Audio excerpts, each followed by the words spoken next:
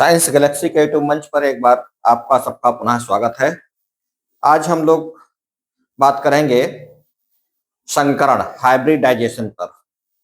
ये संकरण चैप्टर कक्षा 11 की बोर्ड परीक्षाओं के लिए की वार्षिक परीक्षाओं के लिए और कक्षा 12 के विद्यार्थियों के लिए भी विशेष लाभदायी इसलिए है क्योंकि उन्हें सिग्मा और पाई बॉन्ड पहचानना, संकरण पहचानना काफी कुछ आसान हो जाएगा। इसके अलावा कंपटीशन एग्जाम्स में भी काफी कुछ प्रश्न पूछे जाते हैं कि संकरण क्या होता है, संकरण से संबंधित प्रश्न पूछे जाते हैं, इसलिए उन विद्यार्थियों के लिए भी ये आज का हमारा लेक्चर महत्वपूर्ण होने वाला है। तो आज हम लोग सीखेंगे हाइब्रिडाइजेशन क्या होता है, संकरण क्या होता है, संकरण के कितने प्रकार हैं, उन सबके बारे में आज हम जानेंगे। इससे पिछले इस टॉपिक से संबंधित यानी केमिकल बॉन्डिंग से संबंधित 2 लेक्चर हो चुके हैं। आज हम लोग तीसरा लेक्चर देख रहे हैं। पिछले वाले लेक्चर में हमने आपको वेस्पर सिद्धांत और इसके अलावा कल हमने वीबीटी थ्योरी बताया था। तो आज हम लोग देखते हैं आगे इसका संकरण क्या होता है और संकरण के क्या प्रकार होते हैं। चलिए जल्दी से आते हैं सीधे अपने टॉपिक पर। हाइब्रिडाइजेशन यानी संकरण।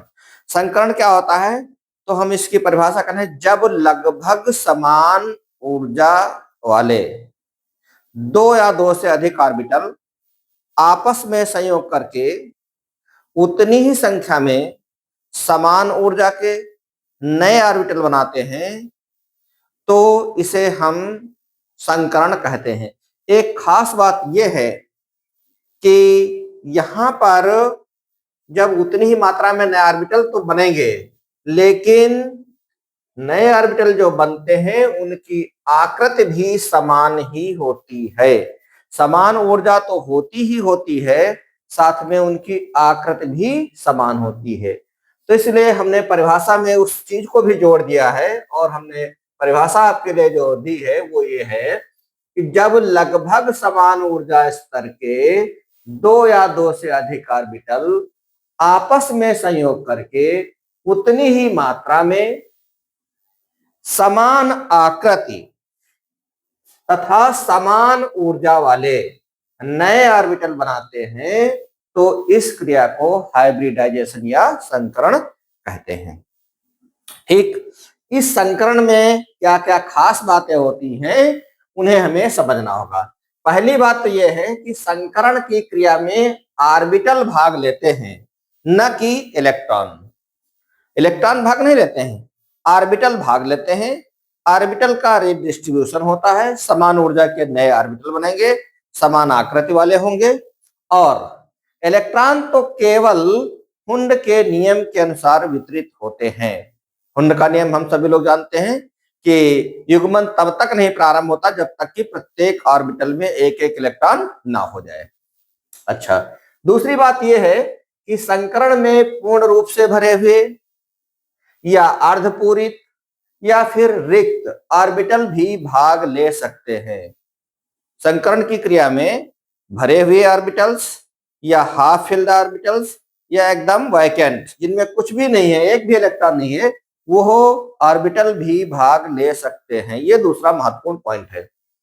तीसरा महत्वपूर्ण पॉइंट यह है कि अधिकांश संकरित ऑर्बिटल एक समान होते हैं, किंतु कुछ जो है वो त्रिविमीय आकाश में उनका विन्यास एक दूसरे से भिन्न हो सकता है। विन्यास भिन्न हो सकता है लेकिन होते एक समान है।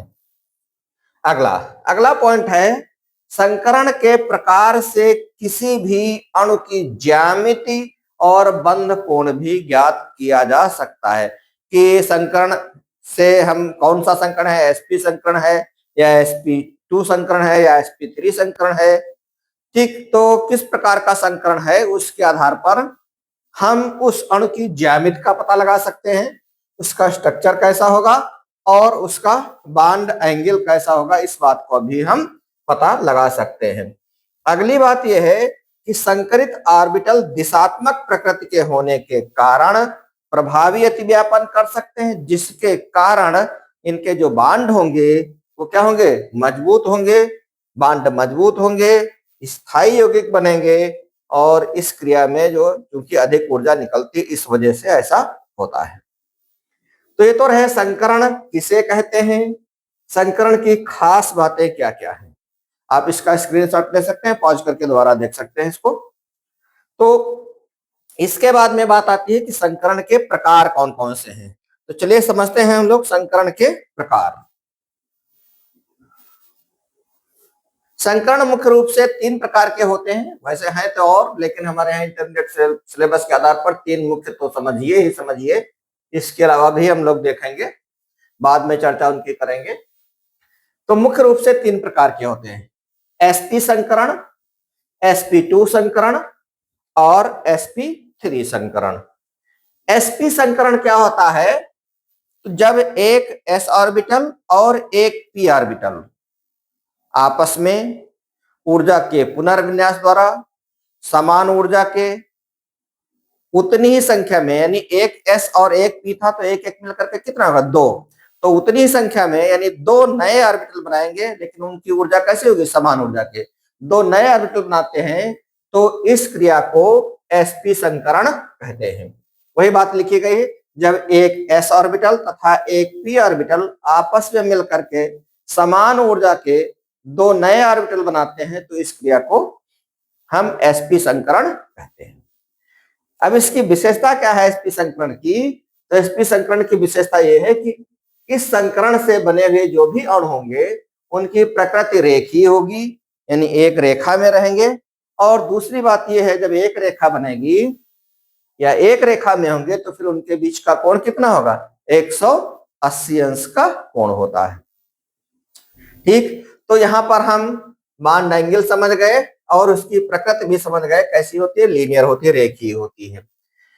उदाहरण के रूप में C2H2 है, BeH2 है, CO2 है। C2H2 की अगर जैसे बात कर लें तो यहाँ पर कार्बन परमाणु 2 हैं और 2 हाइड्रोजन परमाणु हैं, तो एक हाइड्रोजन इधर लग जाएगा एक कार्बन से और दूसरा हाइड्रोजन दूसरे कार्बन से लग जाएगा। तो कुछ इस प्रकार से की संरचना हो सकती है। जैसे उदाहरण के रूप में अगर हम ले लें, मान लिया ये C2H2 है, तो यहाँ पे एक H हो जाएगा C2H2। ठीक, तो ये कितने एंगल, 180 अंश, 180 अंश। ठीक है, सबके बीच में 180 अंश का कोण है। BeH2 है, जैसे BeH2, तो ये हो गया BeH2, यानी एक हाइड्रोजन इधर एक हाइड्रोजन इधर। ठीक, तो यहां पर 180 अंश के कोण हमको दिखाई पड़े, नहीं इसकी प्रकृति कैसी हो जाएगी, रेखीय हो जाएगी। ऐसे ही CO2 का मतलब C डबल बॉन्ड O और डबल बॉन्ड O। ठीक, यहां पर भी हम रेखीय प्रकृति पाते हैं, एक रेखा में और 180 अंश का कोण। ठीक, ये हमारी इसका नेचर हो गया, कैसा बनता है sp संकरण। इसी प्रकार से sp2 संकरण क्या होता है, तो जब एक s ऑर्बिटल और p के कितने 2, एक s ऑर्बिटल और 2 p ऑर्बिटल आपस में संयोग करके ऊर्जा के पुनर्वितरण द्वारा समान ऊर्जा के 3 नए ऑर्बिटल बनाते हैं, तो इस क्रिया को या इसे sp2 संकरण कहते हैं। अच्छा, अब sp2 संकरण की प्रकृति कैसी होगी, तो इसकी प्रकृति होती है त्रिकोणीय। प्रकृति कैसी होती है, त्रिकोणीय होती है, ट्रायंगुलर होती है। और जब प्रकृति त्रिकोणीय होगी तो फिर उनके बीच में जो बॉन्ड एंगल होगा वो कितने का होगा, 120 अंश का होता है। तो बॉन्ड एंगल होगा 120 अंश का, प्रकृति कैसी होती है, त्रिकोणीय होती है। ठीक, ये बात हम समझ पाते हैं sp2 संकरण से। और इसके एग्जाम्पल्स हो सकते हैं C2H4, C6H6, BCl3, BF3, BH3, ये सब इसके उदाहरण हो सकते हैं। कोई एक उदाहरण पूछा जाता है, हम लोग 2-3 उदाहरण याद कर लें और कोई न कोई एक पूछा जाता है। अब यहाँ पर क्या है, जो केंद्रीय परमाणु, जैसे यहाँ पर BCl3 की बात करें तो B तो केंद्रीय परमाणु हो गया। ठीक है, B मान लिया ये केंद्रीय परमाणु का, Cl3 यानी 3 Cl है इससे जुड़े हुए, तो इनके सबके बीच में कितने अंश का कोण होगा? 120 अंश का होगा। मान लिया ये Cl है, ये Cl है और ये Cl है, तो सबके बीच में 120 अंश का कोण होगा। ठीक है। ऐसे ही BH3 है, BF3 है, C6H6 है, C2H4 है, ये सारे एग्जाम्पल्स हमारे बन जाते हैं। अब C2H4 का मतलब क्या हो जाएगा? जैसे अगर हम C2H4 की बात करें तो C2 होगा H4, ठीक, H4। अब ये आप यहां क्या पाते हैं कि यहां पर कार्बन और हाइड्रोजन के बीच में, हाइड्रोजन और हाइड्रोजन के बीच में, इसके बीच में, ये सारे कोण कितने अंश के होते हैं? 120 अंश के होते हैं। सब 120 अंश, 120 अंश, ये भी 120 अंश का होगा। ठीक, इस प्रकार से हम समझ पाते हैं कि अगर sp2 संकरण है तो उनमें बॉन्ड एंगल कितना होगा? 120 अंश का होगा। और उनकी प्रकृति कैसी होती है? तो हम कहेंगे इनकी प्रकृति त्रिकोणीय होती है। ठीक है, तो ये तो रहा sp2 संकरण। अब हम लोग देखेंगे sp3 संकरण। sp3 संकरण, तो sp3 में s का एक ऑर्बिटल और p के 3 ऑर्बिटल भाग लेते हैं, तो 3 और 1 कितने हो जाएंगे? कुल मिलाकर के कितने? 4 ऑर्बिटल। तो जब एक s ऑर्बिटल और 3 p ऑर्बिटल आपस में ऊर्जा के पुनर्वितरण द्वारा 4 समान ऊर्जा के नए ऑर्बिटल बनाते हैं, तो इस क्रिया को या इसे sp3 संकरण कहते हैं। sp3 संकरण की प्रकृति जो है वो चतुष्फलकीय होती है, टेट्राहेड्रल होती है, और इन ऑर्बिटलों के बीच में कोण 109 अंश 28 मिनट का होता है। प्रकृति चतुष्कोणीय और कोण कितना रहेगा? 109 अंश 28 मिनट का होता है। इसके उदाहरण CH4 है, C2H6 है, CCl4 है, NH4 प्लस है, SO4 डबल माइनस है, H2O है और PO4 ट्रिपल माइनस इसके उदाहरण हो सकते हैं। ठीक, अब यहां पर एक खास बात और है जिसे भी हमें समझना होगा। नोट करके हमने लिख दिया है कि यदि कार्बन परमाणु में सभी एकल बंध हों तो उस पर sp3 संकरण होगा। अगर सारे सिंगल बॉन्ड्स हैं कार्बन कार्बन के बीच में या कार्बन से जुड़े हुए जो भी हैं, तो उसमें sp3 संकरण होगा। और अगर कहीं एक पाई बंध भी पाया जाता है, एक पाई बंध है, पाई, तो अगर एक पाई बंध है तो फिर क्या होगा? संकरण sp2 संकरण होगा एक पाई होने पर। अगर 2 पाई बॉन्ड है, 2 पाई बॉन्ड है, तो फिर sp संकरण होगा। तो कार्बन चेन दी हुई होती है और उसमें पूछते हैं कि बताओ किस कार्बन पर कौन सा संकरण है, तो वहां पर हम आसानी से बता सकते हैं। जैसे मान लिया हमने यहाँ पर उदाहरण लिया, ये है, मान लिया ये CH3 CH2 CH2 CH3, मान लिया कुछ इस प्रकार से है। ठीक है, तो यहां पर सारे सिंगल बॉन्ड हैं, सभी सिंगल बॉन्ड हैं, इसलिए इस कार्बन से जुड़े हुए हाइड्रोजन परमाणु या इस कार्बन परमाणु पर सभी पर क्या होगा? sp संकरण होगा। यहाँ पर भी sp होगा, यहाँ पर भी sp होगा और यहाँ पर भी sp3 संकरण होगा। सिंगल बॉन्ड पर sp3 संकरण, यानी इस कार्बन, अगर हम इसको 1 नंबर दें तो 1 नंबर कार्बन परमाणु पर sp3 संकरण होगा। 2 नंबर कार्बन परमाणु पर भी इसको 2 अगर नंबर दें तो 2 नंबर पर भी sp3 संकरण होगा। 3 नंबर वाला भी sp3 संकरित होगा, 4 नंबर वाला भी sp3 संकरित होगा। लेकिन अगर कहीं पाई बॉन्ड पाया जाता है, एक भी पाई बॉन्ड पाया जाएगा, उदाहरण के रूप में मान लिया हम कुछ ऐसा ले लें, मान लिया हमने ले लिया एग्जाम्पल के रूप में CH3 C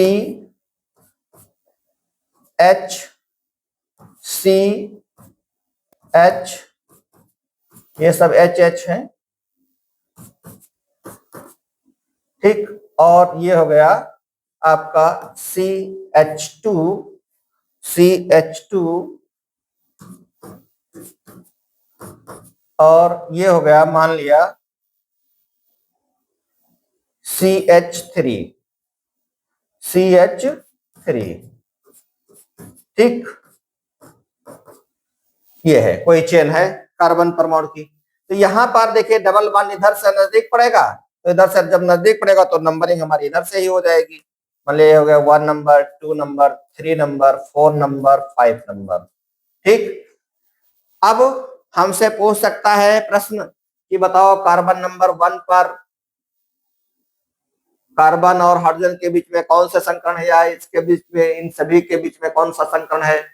तो सारे सिंगल बॉन्ड्स है ना, इसमें इस कार्बन से जुड़े हुए सारे सिंगल बॉन्ड है, इसलिए कार्बन पर sp3 संकरण होगा। यहां पर देखिए इस कार्बन पर 2 नंबर के कार्बन पर, तो 2 नंबर के कार्बन में सिंगल बॉन्ड तो है ही, अगर कहीं डबल बॉन्ड होता है तो डबल बॉन्ड में एक सिग्मा बॉन्ड होता है।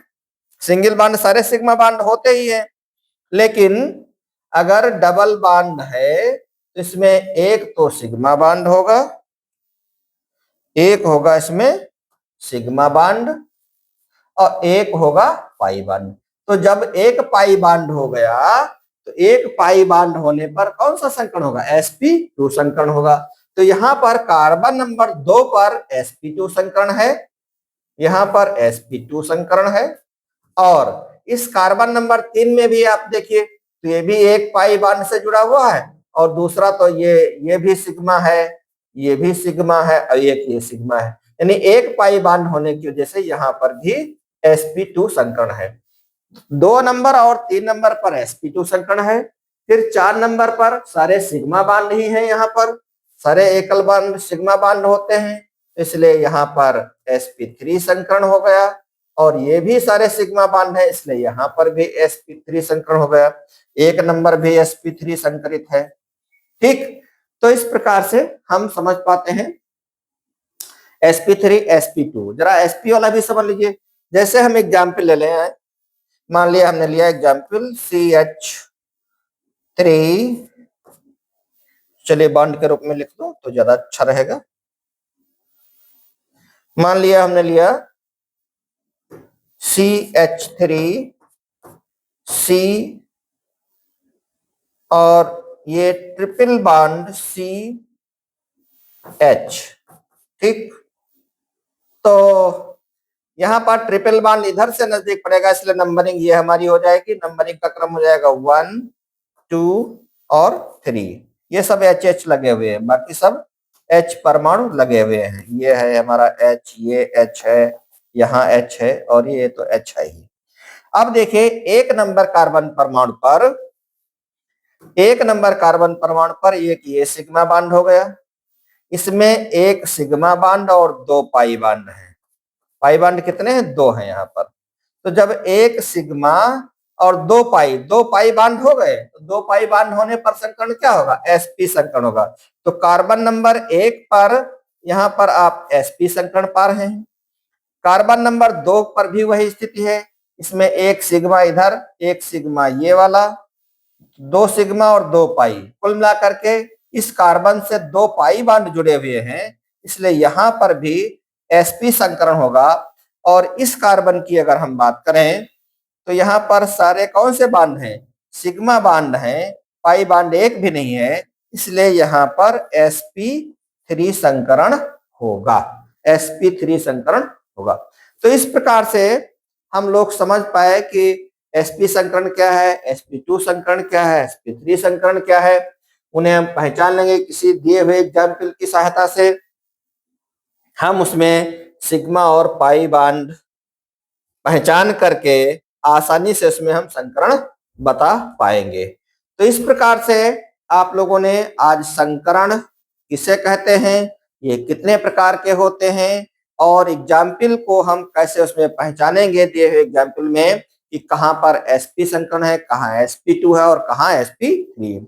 तो आज के लिए इतना ही, फिर मिलते हैं अगले वीडियो में अगली जानकारी के साथ में। बने रहिएगा हमारे शेष वीडियो के साथ में जिन लोगों ने नहीं देखा है, और ये बहुत महत्वपूर्ण प्रश्न हैं, आप इन्हें जरूर देखें, लाभ उठाएं। धन्यवाद।